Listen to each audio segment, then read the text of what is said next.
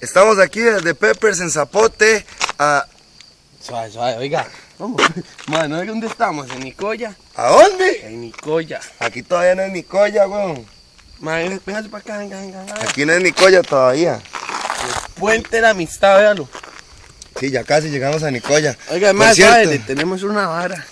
Una sorpresita. Sí, ¿a que sí? Andamos Pibi Crew con se hace más otro grande. compita, sí. Ven acá. Ven acá. Ahí está el señor Howells, el encargado de traer un montón de artistas internacionales aquí a Costa Rica. Vamos a comenzar a hacer un montón de loqueras.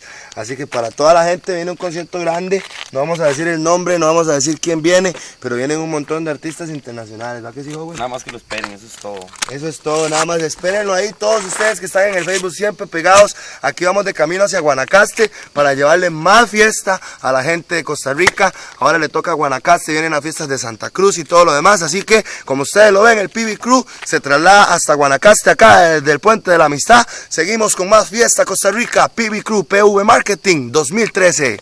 Pop, pop.